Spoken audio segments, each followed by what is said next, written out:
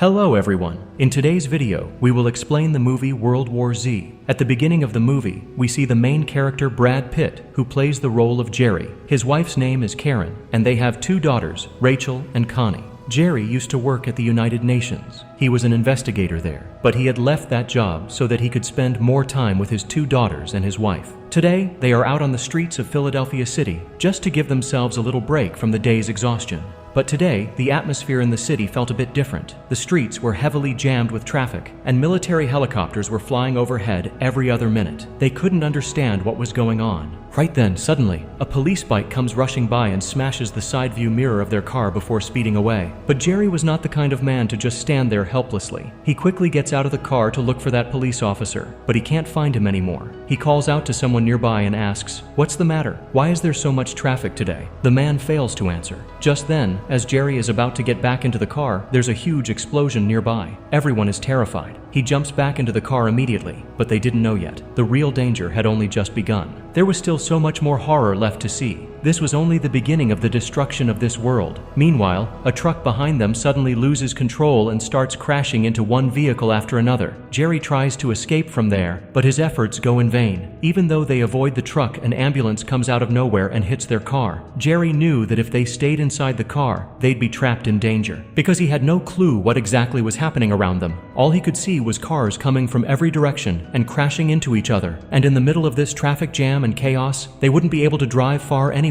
So they all decide to get out of the car together. By now, everyone had realized that something major must have happened in the city. But what exactly was it? That still hadn't sunk into their minds yet. At this point, they witness something strange. They see a woman jump onto someone and bite them viciously. And within exactly 12 seconds, the person who got bitten transforms into a weird creature. It looked like a zombie. Jerry thinks, since these people are acting like feral beasts, there must be something really wrong here. A little further ahead, he spots a caravan. Jerry tries to escape from that place with his family using that caravan. But zombies from around them start attacking the caravan. Somehow, they manage to save themselves from those zombies and reach a safer shelter. Just then, Jerry gets a call from his old colleague, someone he once worked with at the United Nations, and at the same time, his old friend, whose name is Thierry. Thierry informs Jerry that they have narrowly escaped the zombies, and he assures him that he will arrange for a helicopter to extract Jerry's family as well. He promises to call back within an hour, with the exact location where the helicopter will pick them up. In reality, it's not just about saving his friend. Right now, the entire city needs someone as skilled and resourceful as Jerry. That's why it's absolutely vital to get him out of danger. Hence, the helicopter is being sent. With that, Thierry hangs up. Jerry and his family make it to New York City, and once there, they head to a mall to buy an inhaler for his daughter. Jerry's elder daughter, Rachel, suddenly suffers an asthma attack, so the inhaler becomes urgent. However, inside the mall, they discover that the city's chaos has become an opportunity for local criminals and looters to steal whatever they can get their hands on. Among them, one thug tries to attack Jerry and Karen's younger daughter, Connie. The moment Jerry gets close, he immediately realizes that talking is pointless. The man is aggressive and poses a direct threat. To protect his little girl, Jerry doesn't hesitate. He shoots the thug dead on the spot. They quickly leave the mall and find temporary refuge in an apartment building, hoping to stay hidden and safe for the time being. Jerry calls Thierry again, tells him their exact location, and asks whether, if they can make it to the rooftop, Thierry can arrange for someone to pick them up from there. Thierry explains that given the emergency situation,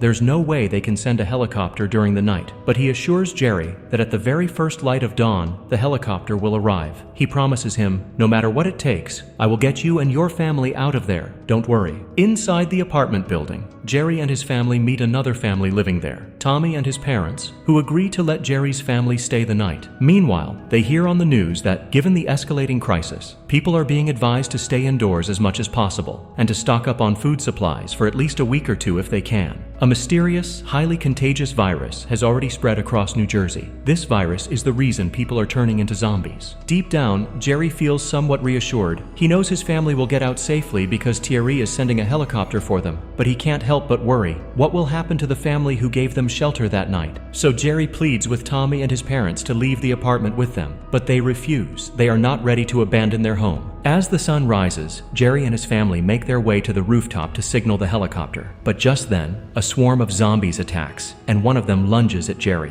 Tommy rushes in and manages to save him somehow. By that time, Tommy's parents have already been killed by the zombies. So Jerry quickly grabs Tommy and heads for the roof. Having just been attacked by a zombie, Jerry fears that he might be infected and could turn into one himself. He walks to the edge of the roof and starts counting the seconds. 12 seconds. He had observed the day before that once a person is bitten, they get infected within 12 seconds and fully transform into a zombie. If that really happens, Jerry is determined to jump off the rooftop and end his life then and there. He would never risk putting his family in mortal danger because of himself. But to his relief, nothing happens. Though the zombie did attack him, he had not been bitten. By sheer luck, Jerry remains uninfected. At that moment, the helicopter spots their signal, lands on the rooftop, and rescues them. Jerry, his family, and Tommy are all evacuated and flown to a U.S. Navy aircraft carrier floating in the Atlantic Ocean. There, a team of scientists is working tirelessly to study the zombie virus. When Jerry asks Thierry for an update on the virus's impact, Thierry informs him that the outbreak has already claimed the life of the President of the United States. Out of 6 Joint Chiefs of Staff, 4 are dead, and the Vice President's whereabouts remain unknown. Major cities are in ruins. This has turned into a worldwide crisis. There is neither enough food nor shelter to keep people safe from the cold. The entire world is on the brink of collapse. To save the world from this virus, a group of scientists kept trying relentlessly. Among them was a virologist named Andrew Fassbach. Who is a virologist? A virologist is someone who researches viruses. He firmly believed that, if the source of the virus behind this pandemic could be found, there was hope for a cure. According to reports, a memo was sent to them from Camp Humphreys in South Korea. This was the first time the word zombie was officially used, but after that, there was no further contact with them. To find out where this outbreak actually began, they decided to send Fassbach there, that is, to South Korea. Because to survive a virus, a vaccine is crucial. And to develop a vaccine, it's absolutely necessary to know where this pandemic, or rather this virus, originated. Jerry was requested to accompany Fassbach on this mission to South Korea. This was because when he worked as a UN investigative officer, he had handled many complex and dangerous situations like this, but he didn't want to leave his family behind all alone. Still, he found himself cornered by circumstances. They even threatened to throw his family off the ship if he refused to cooperate. So, unwillingly, he agreed to join the mission. After meeting his family for what could be the last time, he set out with Fassbach and a team of Navy SEALs. They arrived at Camp Humphreys, but soon another disaster struck. Suddenly, a zombie attack broke out there. In the chaos, Fassbach slipped and accidentally pulled the trigger on his own gun, shooting himself and dying right there in sheer panic. However, the remaining team members were saved by the U.S. soldiers stationed there. From them, Jerry learned that zombies get agitated when they hear sound, and if you shoot their bodies, you can slow them down for a while. But to kill them for good, you have to shoot them directly in the head. Even then, the only way to completely eliminate the threat is to burn their bodies after destroying the brain. Otherwise, they keep coming back. Jerry also learned that the infection had likely spread for the first time through a Korean soldier who went missing for about 7 days and was later found in a village in a bizarre state. A doctor was sent to revive him, but since the soldier was already infected, as soon as the doctor tried to help, the soldier bit him and turned him into a zombie too. In this way, one after another, infected humans spread the virus worldwide. Jerry noticed a soldier with an injured leg, whose death at the hands of zombies seemed inevitable at one point. But surprisingly, the zombies didn't even touch him, not a single bite. Jerry was shocked too. How could someone be so lucky that, while standing right in front of a horde of zombies, they didn't attack him at all? Later, Jerry came across a prisoner there who was once an ex-CIA agent. That man advised Jerry to go to Israel, because although the virus had spread across the entire world, Israel was still safe. That was because, many years ago, anticipating this kind of attack, they had built massive high walls around the entire country to keep themselves protected from any danger. That prisoner told Jerry to meet a certain person in Jerusalem who could give him more crucial information about this zombie virus. So Jerry reached Jerusalem and met Jurgen Warmbrunn, a senior official of the Mossad. What is Mossad? Mossad is an Israeli intelligence agency. Its full name is Hamossad Lemodiin Ulatafkidim Meyuhadim. Jurgen explained that they had already received secret information about zombies from the Indian military, and the moment they got the intel, they started preparing to fight back, which is why the city was now surrounded by gigantic walls. Jurgen took Jerry to see these huge barriers that were shielding Israel from external threats. There were a total of 10 such massive gates in this area of Israel. They had even given refuge to countless people here, so they could stay safe from the devastating effects of the zombie virus. Since these people are now safe within these massive walls, they start dancing and singing in celebration, just as they wish. But at that very moment, disaster strikes. Because the zombies get excited by sound, the music and singing attract every every zombie from the surrounding areas, who start rushing towards this city in Israel.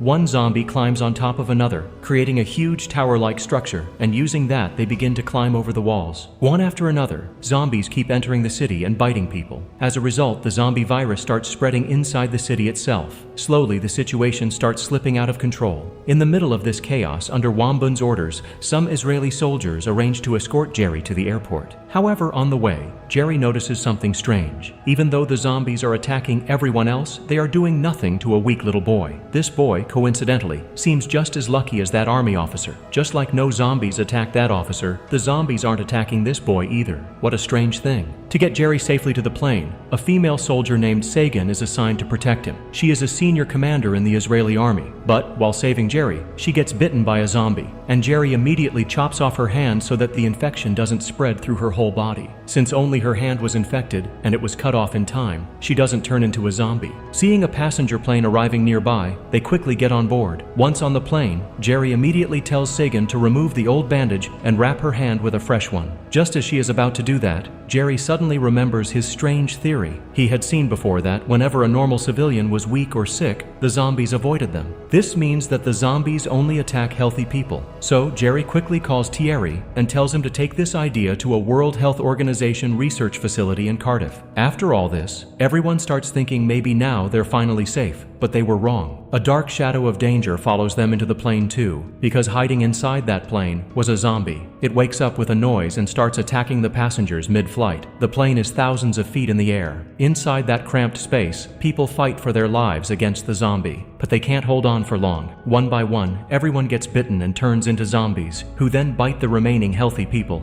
Jerry knew that now no one could survive. Where could they escape? There was nowhere to run at that height, and landing was impossible. So, mid-air, Jerry has no choice but to set off a grenade inside the plane, hoping it will destroy most of the zombies. Although the explosion wipes out the zombies, it also breaks the plane apart in mid-air. Everyone assumes Jerry is dead, and his family is taken safely to Novosibirsk. But by some miracle, Jerry and Sagan both survive. Maybe the creator himself wanted it that way. However, badly injured, Jerry remains trapped inside the wreckage of the plane. Sagan rescues him, and together they make it to the research lab in Cardiff. After almost 3 days of unconsciousness, Jerry opens his eyes and finds himself on a hospital bed. He learns that his family has been taken to a place called Novosibirsk, one of Canada's coastal provinces. Gathering his strength, Jerry explains that the zombies avoid people who are sick, weak, injured, or infected because those bodies already have some other virus or pathogen that the zombies can't use to spread their own infection. So Jerry proposes that the healthy people who are still uninfected should be injected with a small, relatively harmless virus so that the zombies won't attack them. It might sound strange that healthy people need to be made sick to protect them from zombies, but yes, that was the only way. They had everything needed to create this camouflage vaccine,